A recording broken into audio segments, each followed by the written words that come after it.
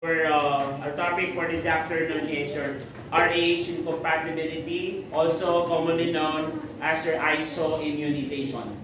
If you're able to watch the previous videos, like your ectopic pregnancy, what else? Your gestational trophoblastic disease, you already have an idea what is RH incompatibility or isoimmunization.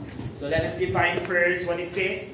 This is a condition that occurs when the Rh negative mother, one that's negative for a D antigen or one with AD genotype, carries a fetus with Rh positive blood type. Okay, Rh positive blood type. If you're going to ask, okay, what would be the ideal blood type in terms of Rh? Okay, anong ideal Rh for a normal person? It has to be negative. Okay? Because if you're going to combine it with other, kasi karamihan talaga ng tao is Rh negative. Kaya O negative, A negative, ganyan po talaga. Okay, yung mga ideal donors din natin. So Rh incompatibility, also known as isoimmunization, happens when the mother's negative blood is exposed to the positive blood, Rh blood of the fetus.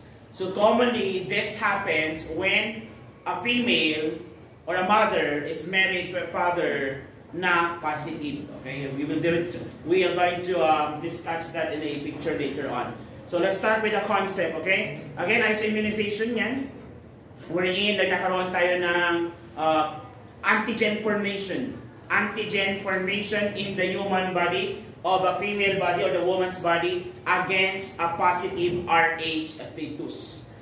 Now, this condition, okay, commonly relates to erythroblastosis. What is erythroblastosis?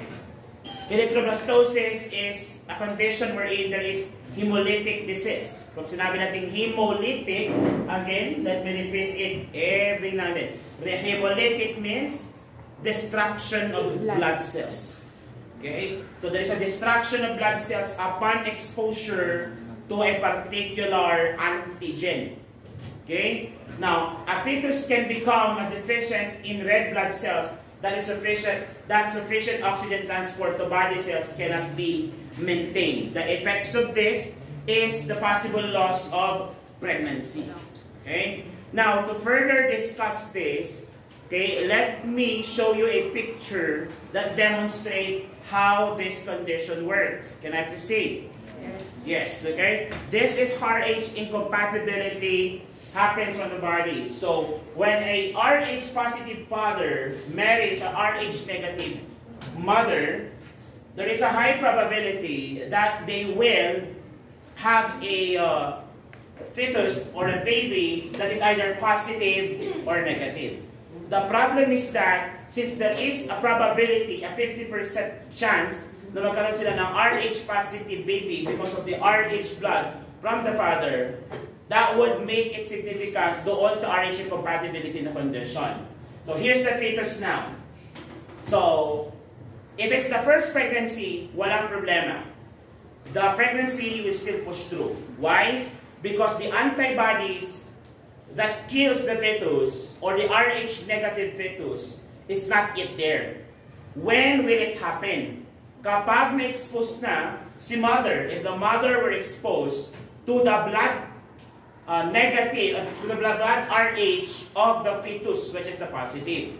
Kailan pwedeng mangyari yon? Number 1, during the normal spontaneous delivery.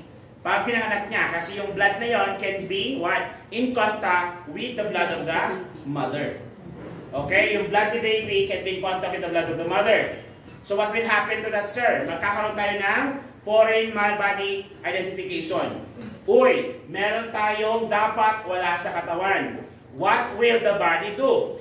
The body is expected now to create yung tinatawag nating what? Inflammatory response by creating its own antibodies that would kill now the Rh positive fetus. So the first Rh pregnancy is generally unaffected. Now, crossover the blood during delivery builds sensitivity. Yun na yun.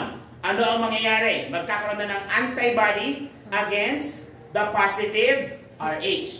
Clear?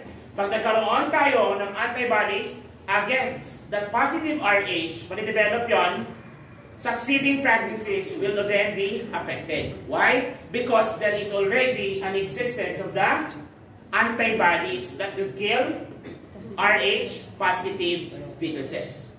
Okay? So yung during crossover yan. So antibody Rh remains in the mother until the mother gets pregnant again at ma-identify niya yung fetus as Rh positive, and since the mother already has the antibodies against the Rh positive fetus, succeeding pregnancies dies.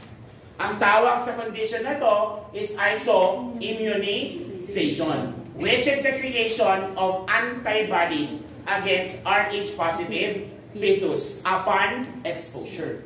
Kailan nangyayari yung exposure? Again, through crossover blood, during delivery, or during conditions such as ectopic pregnancy. What else? Gestational trophoblastic disease, or you're also known as your H. Clear? Now, is that gonna be problematic? Yes. Gusto ba natin yung mangyari? No. Now, in order to prevent this to happen, we are going to proceed with the therapeutic management. Actually, this is no longer new. If you already watched the video about gestational trophoblastic disease. So, since na-expose, in order for this to happen, so mangyayari kasi hanggang dito yan. Mangyayari hanggang dito. Now, for this not to happen, dito pa lang, i-cut na natin. So, how are we going to prevent this?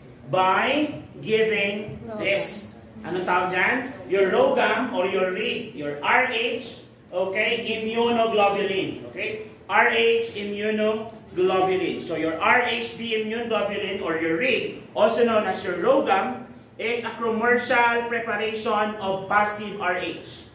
Okay? A commercial preparation of passive RH antibodies against RH factor. Ibig sabihin, siya na yung papatay. So that before pa mag-develop si katawan ng antibodies, papatayin na nitong passive immunity na to yung existent ng na-positive RH. So for example, RH positive is already in the blood ni mother. Marirecognize niya ni mother yon. Now, the body would take time to develop its own antibodies. Before that happens, magbibigay na tayo ng RIG so that the RIG will kill that foreign body, which is the RH positive, before para ma-recognize ni body na meron tayong RH positive, which is sensible or sensitive sa katawan ni mother. So, ibig sabihin, yung proseso na mag-create siya ng sarili niyang antibody ay hindi mangyayari. Clear tayo? So, hindi mangyayari. At kailangan itong gawin every pregnancy. Lalo pag RH positive ang bata. Are we clear? Yes, okay? So, that is your RH. Basta lagi niyong tandaan, in order for isoimmunization not to develop, we have to stop the creation of antibodies. How? By killing the RH factor in giving RIG or your RH immunoglobulin, also known as your ROGAM. Clear? Para hindi mag-proceed doon sa process na paggawa ng sariling antibodies. So that, sa next pregnancy, parang bago pa rin yung exposure. Para ma-prevent it to happen again, inject ka. Okay, na another ROGAM. Are we clear? Are we clear? Yes. Eh, paano naman natin ini-inject ang inyong ROGAM? It's actually in your module. When are you going to administer this to pregnant women? At what week? Hindi ko ba sa module dan? At what week should you administer this to pregnant women? You're going to administer this at 28 weeks age of gestation. At 28 weeks age of gestation. So, paano siya ibibigay? Papainom? Or i-inject?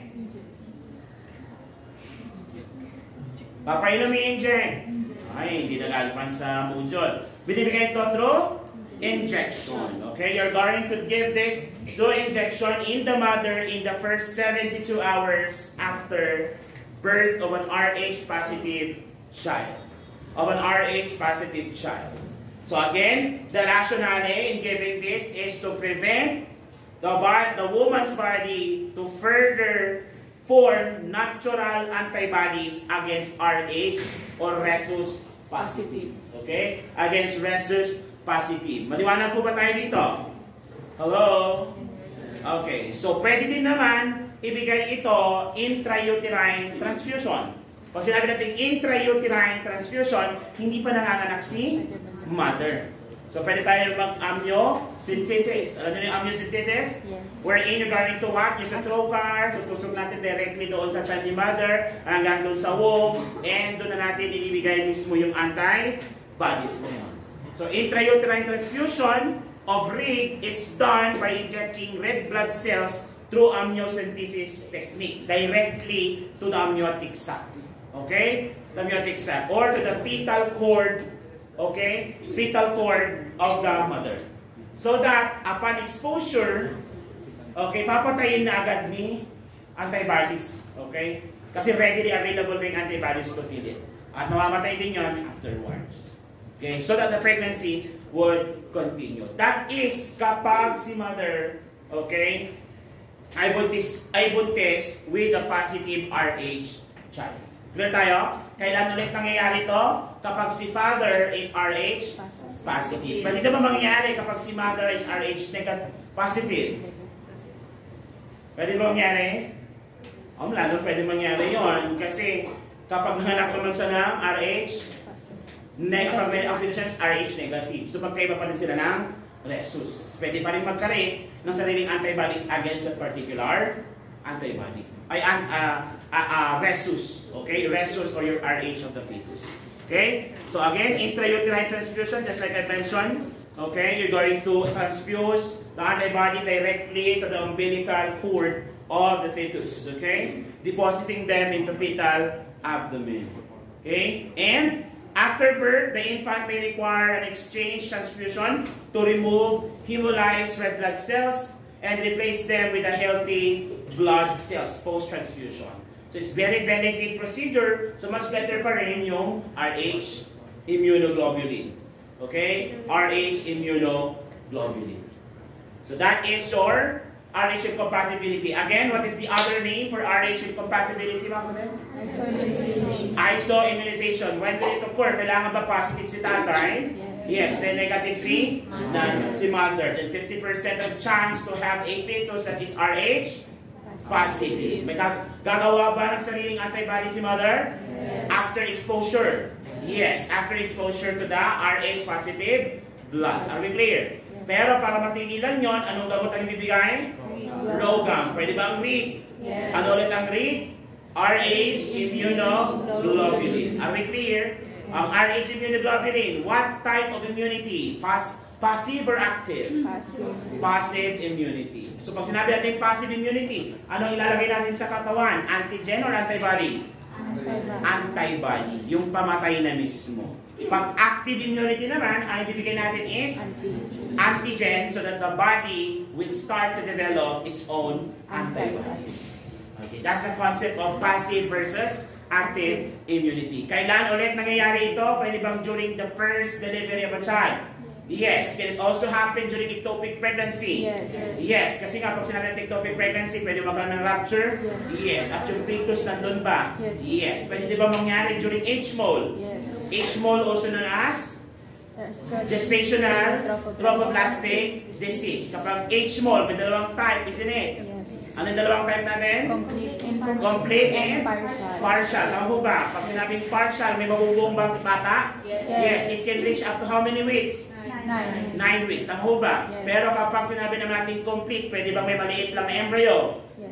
Yes, but it will be consumed by the mole itself. Tama po ba? Yes. Yes, but both can be consumed by the mole itself on the latter part. Tama po ba? Yes. And both of them will have an exposure because of the rupture later on noong blood vessels. Since nabuntis pa rin sila at nag-create pa rin ng fetus that is probably there is a possibility ng Rh positive. So lahat, hindi lang po sa ectopic pregnancy, trophoblastic cell, hindi lang po doon sa normal delivery, kahit during placenta previa and abruptio placenta, kailangan mong mag-Rh or mag-RIG sa mother.